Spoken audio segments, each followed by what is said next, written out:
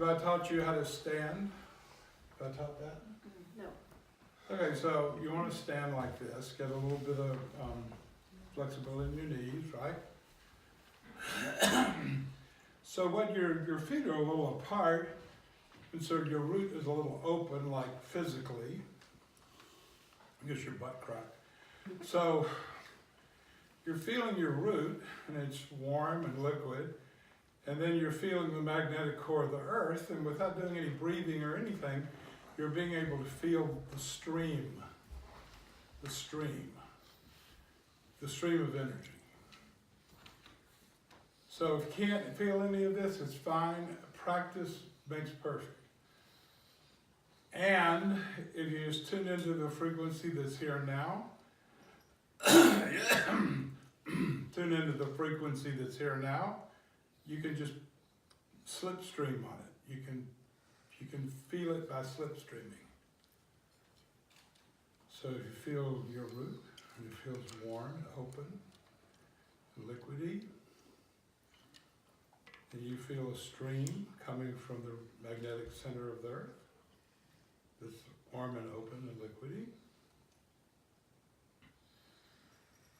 And then you'll start feeling a sense of pleasure or happiness in the body. And so some of you have probably used a pump before to pump water into a pail. Before there's electricity, they only got, their wells could only get water this way. And so we're going to use the hands like a pump. But it won't work if you don't align first. You have to align first. You have to feel this, your body in this way. You have to feel the connection. You have to feel the stream of energy. And then once you do that,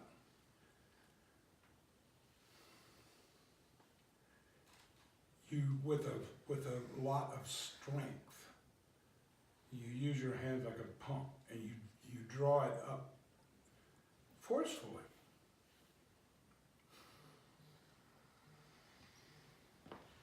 Then you seal it, and you let it spread. You let these fresh energies spread through your body while it's sealed. And then you exhale.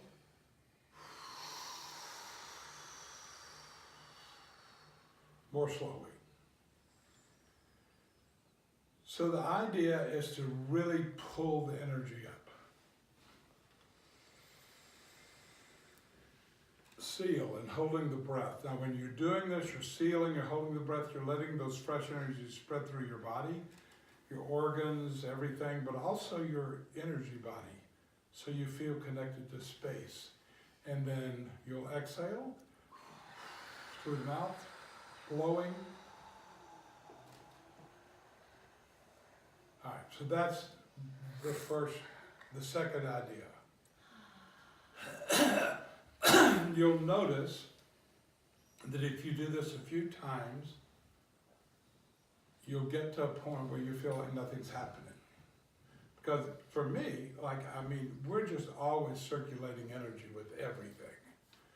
And so, this whole idea of keeping our energy fresh and pure is related to our connection to them. That's the only source to keep ourselves fresh and pure, is the magnetic core of the earth, because that's where the fresh, pure energies are. The planet could destroy itself in every imaginable way, and it would regenerate out of these energies. There's no difference between the planet and our body. I think I talked about this a little bit the other day, that we have a moment where there's a flash of white light. The Buddha called it the light of 1,000 suns. And it's when the being of energy and light, the soul, connects to a fetus, a human form. And that's a conception. So don't make any mistake about who's right in the big abortion argument. The pro-lifers are right. Life begins at conception. That doesn't mean I'm taking a political stance, but it's been known to the ancients forever that there's a flash of light when the soul connects to the body. The same light flashes on the other end when the soul disconnects to the body. It happens twice. There was a famous Sufi teacher who, whenever he had new students, have you talked to him about Mr. Gurdjieff yet? And the question he would ask his students? When he had new students, he'd gather them together in a hall and he'd say, is there really any life on earth? And, you know, it's kind of a weird question. And that was before World War II in Paris. And the answer ultimately was, no, of course not. Everything here, people are just living their patterns. In modern language, we call that living your patterns. People are just reacting, thinking they're free, independent, unique, when they're just living patterns that they don't know they have. So there's the possibility that light can come in, the same light, and initiate the possibility of new life. And that's liberation technologies. That's what we work with here. So when you're drawing this energy up, you're drawing pure energy into your physical form. You seal it and you let it spread. You let yourself become much more spacious, like a wind can blow through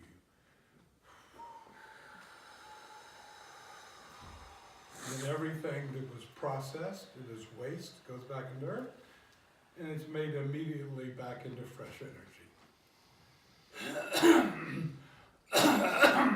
So that's the alchemy that the ancients spoke of when they were talking about turning lead into gold. This is the alchemy they were talking about. Because you're dealing with the energy of the sun. So if you get to where you're pretty good at that, you'll notice you'll do it a few times, and it's like, doesn't feel like much happens when you do it. That means you're fresh.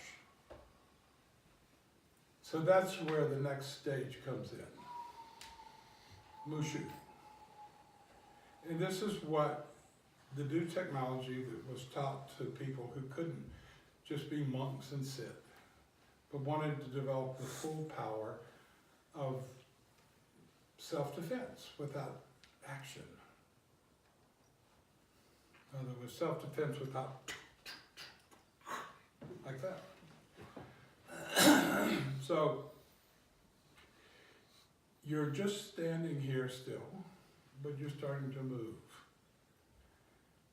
Now when you start to move, when you were standing here, you were lining up your magnetic root to the magnetic core. You could feel it. But when you start to move, it has to move with you. In other words, you're no longer in the root, in the dimension of the root and the magnetic core. You move into the dimension of the body and the earth itself, and you're moving. And so here you're pumping with your hands, but here when you're still, but when you're moving, you're pumping with your feet. It's all in the pumping. And your point of reference is no longer the root, it's the perineum. Does everybody here know what a perineum is? It's in a woman, it's the back of the vagina and the front of the asshole. What? And some women, when they have babies, they tear. That whole area gets torn and they got to stitch it up. But in men, it's usually referred to as the area of the prostate. But it's pretty much just in the middle I only brought it in that way because that's a graphic map we know about. But it's really what's called in Tao Yoga. Tao Yoga has a component of understanding human sexuality and how it relates to the sexuality of all-pervading life, and how they connect, and how to circulate your own sexuality with the sexuality of all that is. And there are many levels and dimensions of this, and they aren't complicated. So this all comes from, in Tao Yoga, a place called the sweet spot, and that's the sweet spot, the perineum. It's the sweet spot. So when you're moving, you shift off of the root into the perineum. And you can start to feel pleasure. It's a drunkenness that starts to move in your body. You start to feel really drunk, and you start to feel, it's almost like, sometimes you feel like you have diarrhea, but it's energy. It's just energy. And this drunkenness gets in your legs really strong. And then it starts coming up through your body, because you're dancing with the love. The love of your body is dancing with the love of the form of the earth. And they're moving together. So your perineum is the sweet spot. It's this, in sexual yoga they call it the secret spot.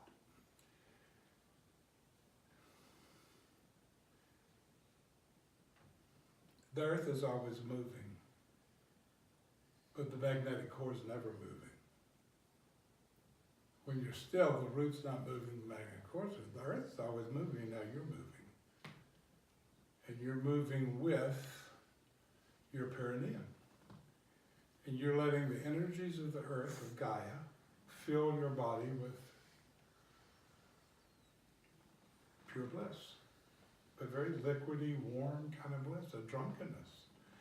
You get to the place where you feel like you can hardly, you might need to sit down. You get so, it's almost like a form of dizziness without being dizzy.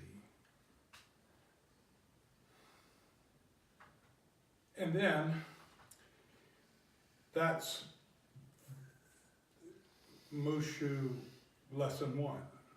And once you got that down and that's going on, you start to become like, one of the things that, if you're an alcoholic, I know my father's an alcoholic, so I grew up in that culture.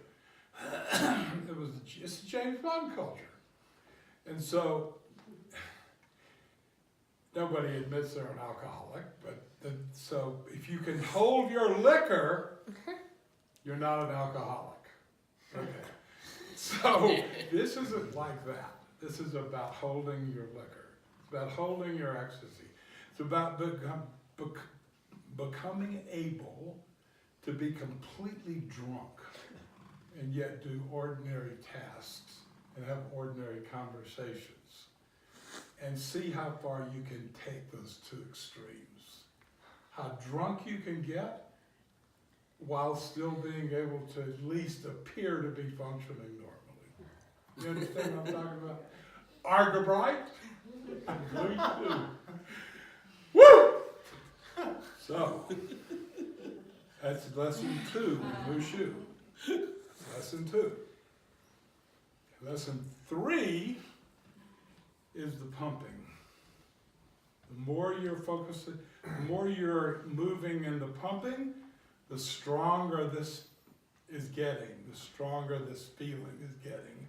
And the more magnetic your form is getting, the more living your form is getting.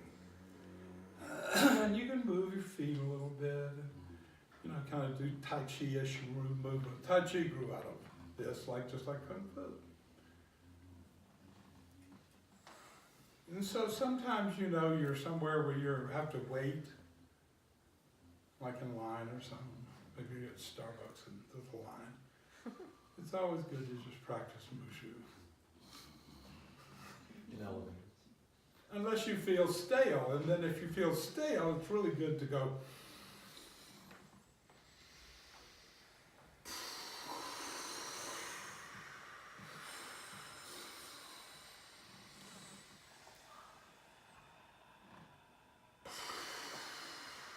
The better you get at it, the more your shoulders get open, the more your neck is open. People carry most of their attention in their shoulders, their neck, and their jaw. When you meditate, when you breathe, let's just call it breathe. Breath is life. So when you breathe, you always want your mouth to be open, but your lips touching and your tongue floating in your mouth, right in the middle, just slightly floating. And then you'll feel the breath really come through your nostrils in the strongest way because your neck is aligned. And then your heart and your head never get disconnected. The reason people's heart and head gets disconnected is because the lack of, they have a tight jaw, maybe they spend a lot of time clenching their teeth, or their mouth is closed, their jaw's maybe not tight in a horrible way, maybe their teeth aren't even clenched, but their tongue is suctioned to the roof of their mouth.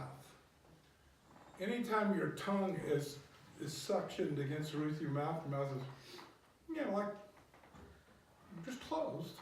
But in that way, most people would think normal. The energy between your head and your heart is completely disconnected. So, the lesson 5, that's 4. So lesson 5 in Mursshud is this. Did I teach yesterday about the 4 hearts? Yes. Okay, that's lesson 5. Lesson 5 is to really feel the alignment of your 4 hearts. So your heart is here, and your heart is here, but it extends in this whole area. And your heart is here, and then your heart is here. Your jaw is relaxed, your lips are touching, your mouth is open, your tongue is floating in the center of your mouth, your feet are pumping, your perineum is making love with the entire earth, and your body is filling with ecstasy, and yet you could have a normal conversation. Or add how much you spend on groceries, see if you exceeded your budget. Okay, that's Mursshud. There you go. Touch of the whole thing. That is the whole thing. There are no more lessons beyond it. And that's what came out of ancient China. And that's what the Taoist monks taught the people who helped them, who were being abused by robbers.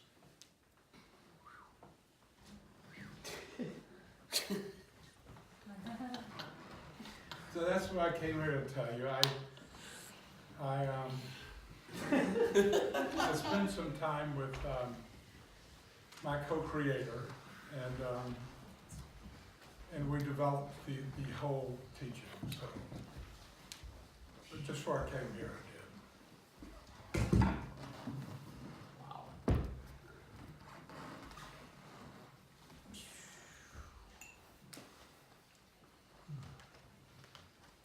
Took me 200 hours of yoga teacher training to get that.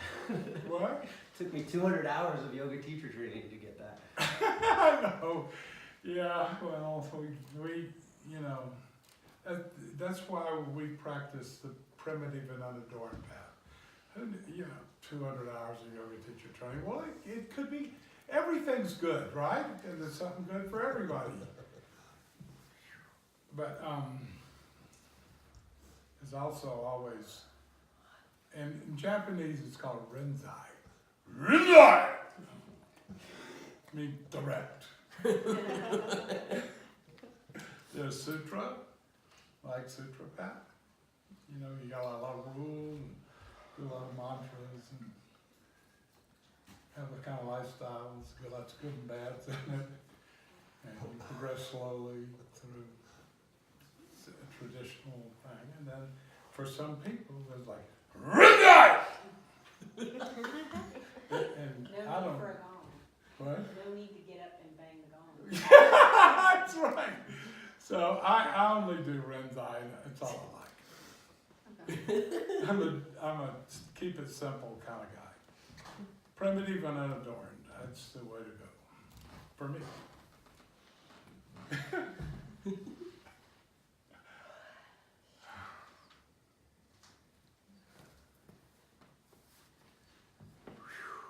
for coming out. and sharing Sure, that like gift. it just always spontaneous, like everything else.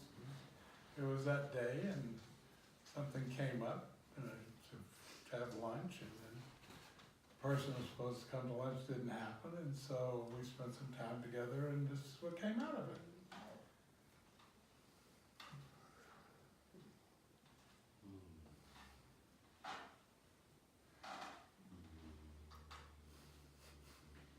The secret teaching is always in the air, and this is another term out. It's 2 in a row, and like one of them was about a month ago.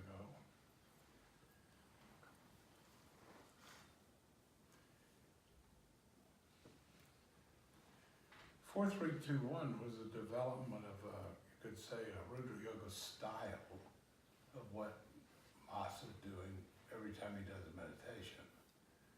That's not like a Dharma. So, when I wrote it all out, and I sent it to people. This is what 4 is, this is what 4, 3, 2, 1.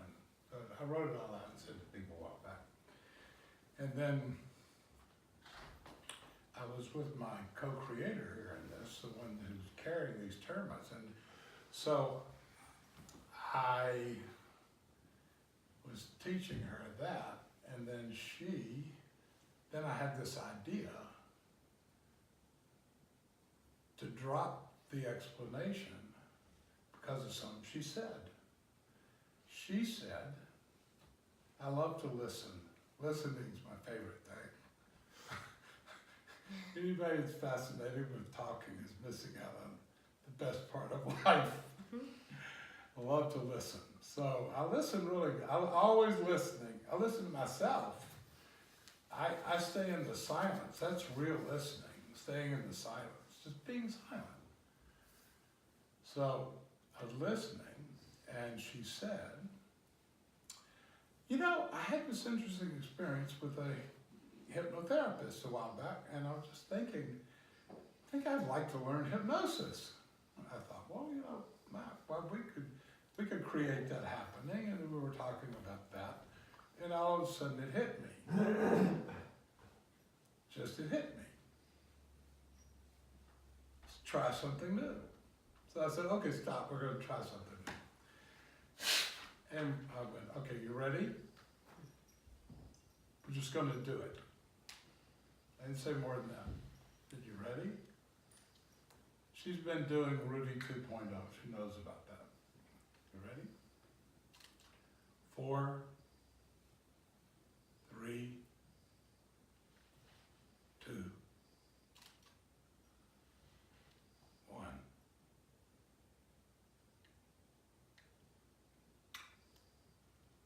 Pretty profound, huh? I mean, it's amazing. Saying some stupid numbers. But it's because a term I wanted to come through, like something that was there. That the form is a suggestion of the essence. The form is a suggestion of the essence. Like the essence is like the seed, and the form is like gigantic redwood tree that grows out of the seed. I mean, the seed is like this big, and the redwood tree is like that big. That's it. It's the form and the essence. You don't have to write this down because your girlfriend up there is getting it. But you write down if you want to. You're hanging with your quotes. I just think she's so nice. The first I've ever felt, just have such warm feelings toward her.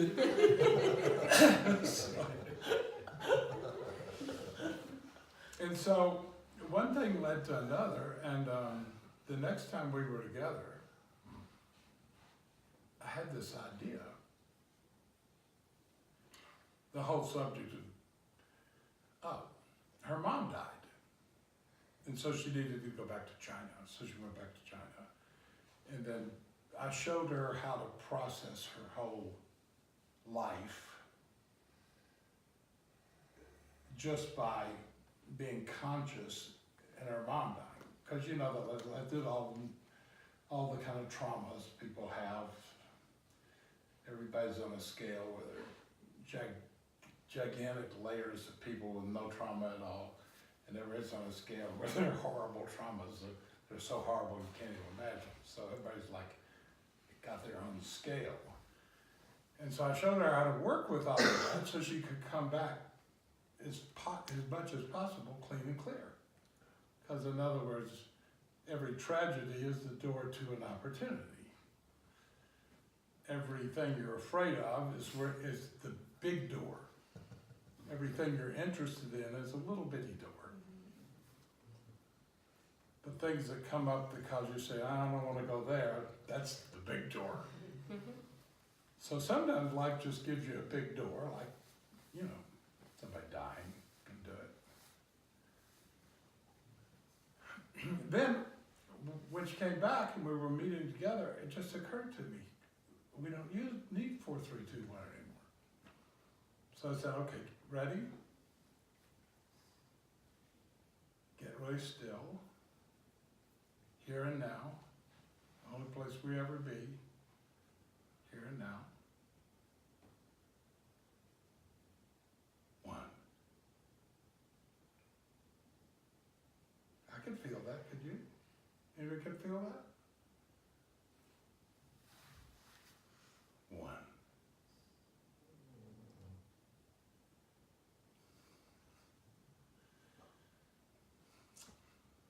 Then today, when the luncheon fell through, I got the idea to teach the full Mursshud to her. So I just finished teaching it. So it was fresh. I said, hey, I'm going to go out there and teach those people. It's just all in a flow, you understand? It wasn't like all before thought, just in a flow.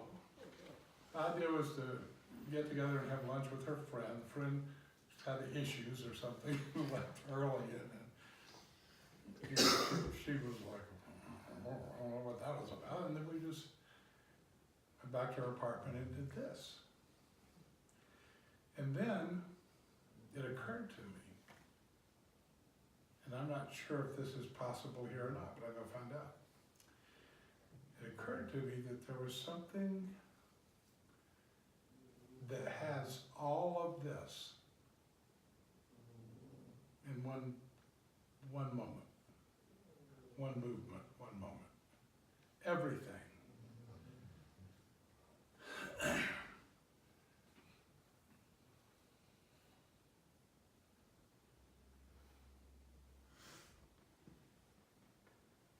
How many people followed that?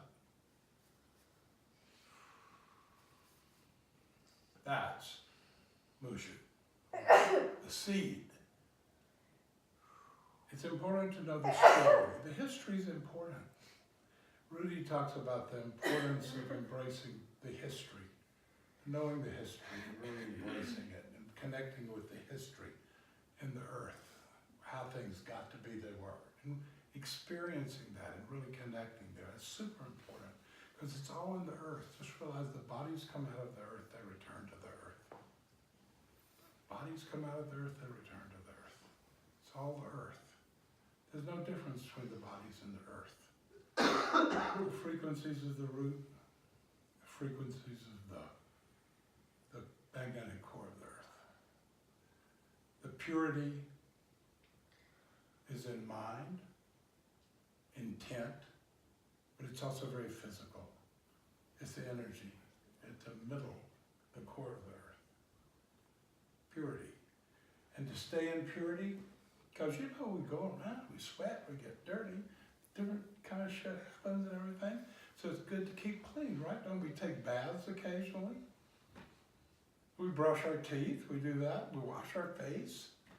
Why wouldn't we also refresh our energy through the day and draw from the purest energies of the earth and completely refresh our energies and get to the point where when we're sealed, we get to the point where we actually are able to turn into space before we break the seal, which is the whole point, to get to that point where we just turn into space, where you're in space, your body is space, still has its reference to form, but your body is space, and there's space. And there's no different, there's a difference and there's no difference at the same time. So that would make sense, that if we wash our face, we work on having pure intent, we work on keeping our word, we work on having a positive attitude, just a positive mind. We work on all these things. It would make sense if we would work on it at the essential level. This is the essential level. It resides at the magnetic core of the earth. And when we're able to gradually purify ourselves of anything that's not us, just think about memories and stories. And yeah, I remember we were having a retreat when Olivia was still here, and I was unsuccessful in convincing her that her trauma didn't exist. I really made a go for it to see if I could get everybody to realize that their stories, holding their stories and being involved, keeping their stories is what they're working on, was the problem in the first place. Remember how I was totally unsuccessful. Stories are just memory stories. They're just like congealed energy that's kind of frozen or congealed. These frequencies, they melt all of that away. You don't need, no one needs anything other than now. No one needs anything other than here. No one needs anything other than here and now.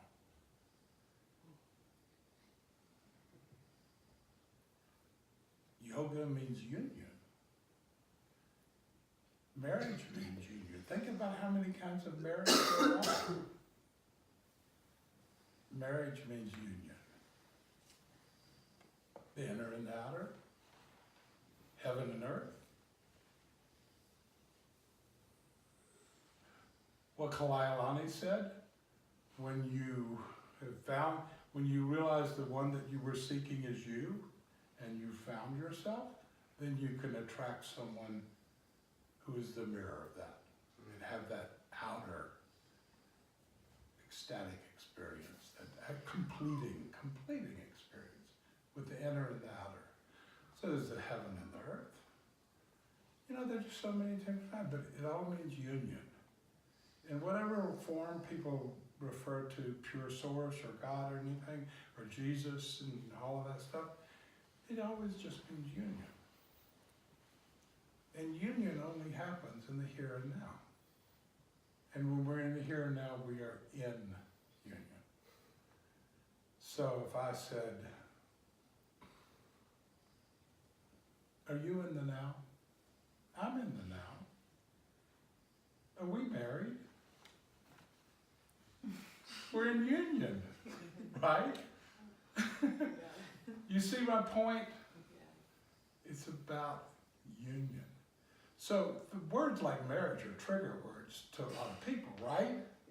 So you will find that whatever your trigger words are, that's the door to where you need to go. You see what I mean? The trigger words show you where your congestion is, and then you simply remove it. Anything that triggers you is source indicating to you where you're congested and what you need to remove. So there's nothing left to remove. Obliterate! Obliterate! Where's rain? I think she might be napping. Huh? I think she might be napping. Napping? Napping, okay.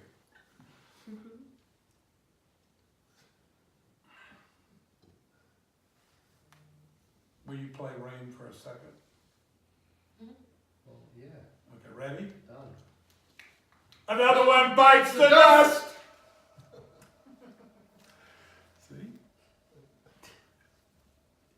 Sophia, are we married? Yes. Doesn't it feel that way? Can I call you my wife if I want? Okay, see?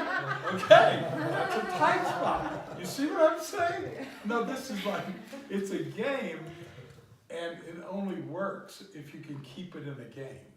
If it becomes a problem, it won't work. If it becomes a fantasy, it won't work. It has to be a game. So I'm playing, I'm fucking with your mind, right?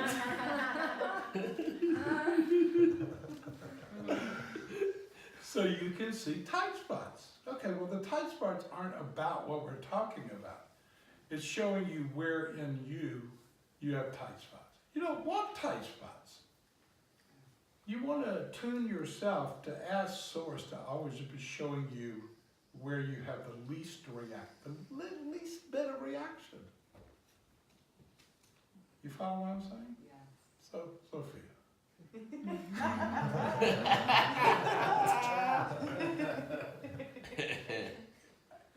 Is it okay if I call you my wife? No.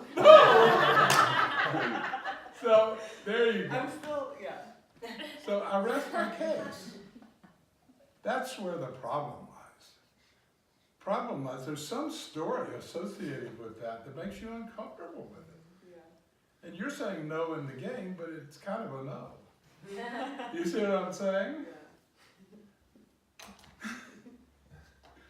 And if you wanted to be a good girl, you could just say, yeah, you can call me that, but it wouldn't be real. You're real. Yeah. And you keep it real, don't you? Yeah. You do. That is the here and now. You're very strong in the here